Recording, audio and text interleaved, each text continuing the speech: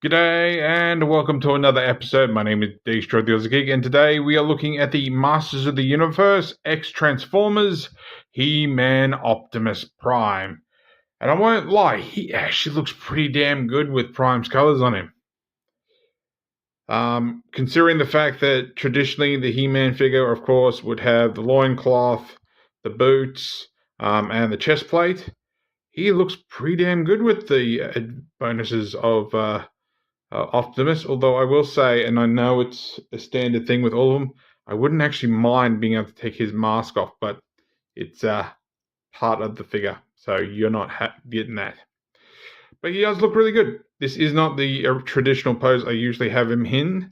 I do like a more grey skull pose, so just sort of lifting his arm up, having it out a little bit, and you can angle his sword quite nicely, so you can actually get him looking like he's calling out for the power of Grayskull, or in this case, what did I come up with? By the power of, what was it? By the power till all are one. So take that way you will. I will say that one thing I'm not a huge fan of is his power sword. I'll just put He-Man off to the side for a moment. I'm not a fan of this a lot, honestly. I think it could have been done better. And I'm not in any way a artist or anything, so I'm just going to put up a picture that I threw together of the traditional 80s He-Man power sword and the Matrix. I think that would have looked a lot better. Admittedly, it looks more like Shearer's sword, but I reckon it could have actually came out better. In saying that, we do have another alternative one, which is, of course, Prime's Star Saber. So I don't know. I think they could have. I think that's where they've got the actual blue for the blade from. From that, and maybe the Matrix setup from the Star Saber, but everything else is not really He-Man. So there is that. But in saying that, you can do one thing, which I think is pretty cool. You can actually put it in his back. So you can actually hold it like that. There is an alternative purpose why you would want to do that, but we'll get to that eventually. So we'll pull that out for now, and that can just go to the side. It is rather tight, and I would be a little bit worried about shaving off plastic and whatnot, so take that for what it's worth. He does come with a shield. It is very reminiscent of the original He-Man shield, I think, except it had, what was it, metal on the outside with the brown on the inside. Of course, this is an Energon shield, and you can hold it in either hand, so that's all right. All right, so let's get down to the figure in general. Not a lot of this comes off. I haven't been able to find a lot of things, and I can't find the listing of things that can come away. So obviously you can't take his chest plate off. I don't think you can pull off the smokestacks. You can take his hands off. I'll get to that in a minute. I'm assuming you can obviously take the legs off and split him in half, which I think I actually did when I got him out of the box, because he was really, really well put into the plastic. So there you go. So it does look pretty good. You can definitely tell it's He-Man, but at the same time, you can definitely feel and see the accents of Optimus Prime. Although, what gets me, and it could be just this, I know they did it with my Lego too, and I'm going to have to look more into it. And it's probably a toy thing, but as we all know, especially from the G1 cartoons, Prime only has one badge, which is this side. Also, I've just noticed that has a slight scratch on it. I don't know if that's intentional or not, but there's a slight gap in that side of the emblem. But yeah, Optimus only has a badge on the left side, not the right. So maybe they just figured, we'll just keep it the way it's supposed to look. But in saying that, we do have nice little accents here. You don't really pick anything on his pants or anything. Obviously, we don't really have the loincloth. We have more of a bodysuit. Yeah, looks pretty damn good, all things considered. All right, let's get down to articulation, and then we can go through his accessories. So head can do a full 360. It can't really look up a lot. It can look a lot better down. Go side to side. and a bit of back and forth, which is kind of cool. Arms can do it for 360 without having to pop off the ball joint. Oh, I just realized that actually does move. Although I wouldn't be overly. I suppose you could pull them off and then lift it up, but I wouldn't be overly game to do that, honestly. So I'm just going to leave that there. All right, arms come out only that far due to the chest piece and the shoulders.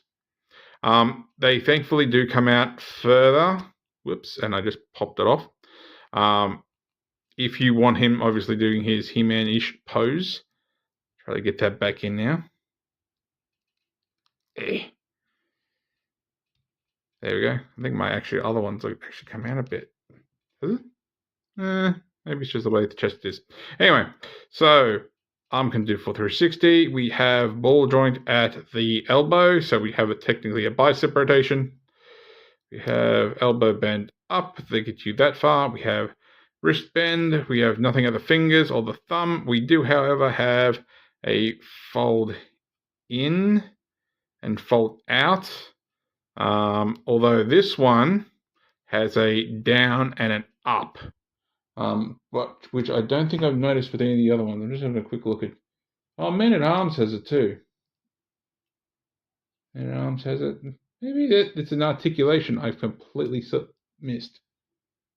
Skeletor doesn't have it, and I don't have Scareglow in here. So yes, the at least the good guys have that up and down, so not the in and out on the right hand. Right, so obviously wrist rotation. Waist rotation, no ab crunch, although obviously he will pop apart, so take that for what it's worth. Leg doesn't go up very high, doesn't go back very far, doesn't go up very high, although you could probably articulate that hip a little bit, although then you're seeing ball joints or whatever's in there. Knee bend gets you that far, although obviously it straightens out that far, so take back that far. We have mid calf rotation. We have some at the knee too, but I would be careful of that. Foot goes way back.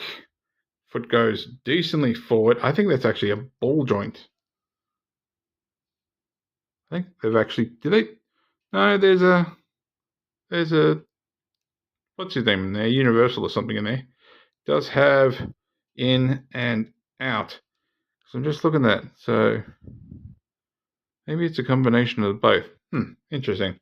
Anyway, so there we go. That's his articulation. So yeah, pretty good. All right, as for accessories, we've already had a look at the power of the sword, and we've already had a look at the shield. He comes with this piece, which of course is a hint of Prime's mask. Now, to get this in, we want to try and pull his head back. And I don't know if I'm going to show it. I'll put the light on it and hopefully focus. Just in here, you have grooves. Now, I am a little hesitant doing this. I'm not going to go all the way because the last time I did, I had to use my part separator to get it out again. So try to get it underneath. Just line those grooves up. And that's as far as I'm willing to go because I know I'm going to have a hard time getting it off. So it does cover over the nose and all that. Just beware, it does go a lot higher. But it is super tight once you get it in, and it is a pain to get out. Now, I don't have mine displayed with the mask on, so I'm not going to put that properly in place, but it is possible. The other accessory, apart from something else, is an axe, an energon axe, which is very more reminiscent of Optimus's. Although I think they should have gone with using the traditional He-Man axe and done it this way, which of course he has a double-sided axe, which is why this is seeming like that, I guess. But yeah, this is meant to be more of a homage to Optimus than He-Man, and this scares me. So you pull his hand off. I'm sure you could do it with either. You have nubbin in there, and you just push that in there. And lo and behold, he has an energon axe now, which is kind of cool. But that scares the shit out of me because I feel like that's going to wear down or it's going to break. So I'm not going to display him like that. In saying that, trying to then get it back in because of that joint. There we go. So I won't be using that at all. It's going in my box of accessories and stuffs. So there we go. Of course, we do have the comic book, which here it is there. It is the exact same one. Hang on. I'm going to have to look at that in a second. It is the same one that comes with Scareglow. So if you didn't see that review, here it is here. And I just made a realization. And I'm trying to find a better page that shows it. All right. So here we go. Here is He-Man using his modified power sword. That don't match entirely. It's because of these side bits. And looking at that sword, that would actually... well, let's have a quick peek. Just hold it like this. Yeah, I think that would have... that excluding the way I knocked my image together, I think that would have looked better, which is a lot more reminiscent of Prime Star Saber. So I think if you really wanted to make this more interesting, I would either A, buy a second figure if you really, really want to do this, wait till it's on clearance, but maybe cutting off these pieces here would actually do some amazingness to it. So I don't know whether the comic was done... the comic would have had to have been done before the sword was designed. So I don't know why they did it. But yeah, they changed the power sword. Now, admittedly, in this panel here, you can see that he's using the Matrix, which admittedly is upside down. But yeah, that's pretty cool. But yeah, I don't know why they did it. Honestly, I think that would have been a far better looking sword if these pieces were not here. I don't know. I'm really curious about that. Maybe they designed this and sent off to whoever did the artwork for this and has gone, nah, that looks like shit. I'm taking those corner bits off. Huh. Interesting. Very interesting. All right, let me get him... Now, of course, that's also why one of the benefits of being able to put the sword at the back, of course, you can take the hand off. You can make the energon axe in there if you want. Obviously, also, once again, I wouldn't push that too far because you won't get it back out again. All right, size comparisons. And we've got a few. Here he is, of course, and I'm going to probably have to pull him back anyway, with MP10. So we can see the Optimus comparison, and preferably if I can actually get things centered and all focused, you can actually see one symbol, one emblem, none on the other. He's got them both. Take that for what you will. Actually, yeah, it's got it in the comic too. He's got the two. So, interesting. So there is MP10. Here he is with his fellow good guy. Here he is with Men-at-Arms. Still reckons it should have been drawn. Still reckon it should have been drawn. So there he is. As you can see, I don't have Bumblebee's visor on. Once again, that piece is in with my little parts. So there they are there. And last but not least, and I didn't do this with Man-at-Arms and Scareglow because I didn't think it really needed it. But here he is with Skeletor. So obviously I've got his legs in a weird position so I can get him to stand. So I still haven't figured out where I'm displaying these permanently either. I will say, in seeing them both together, I think the Skeletor's Havoc staff or Havoc cannon is more true to both characters than He-Man's Matrix Power Sword. Like I said, I reckon they should have designed it like I mentioned before, or taken those off. I still don't know why they added them. I'm going to have to Google that and just see if I can find something in there. But yeah, maybe it's so kids can swallow it? Safety issue, maybe? I don't know. I'm really curious about that now. So there we go. So if you like this video, give me a thumbs up. If you didn't like this video, give me a thumbs down. I promise you it will not hurt my feelings. Subscribe, ring that bell, leave me a comment. And apart from that, thanks for watching. I'll catch you later.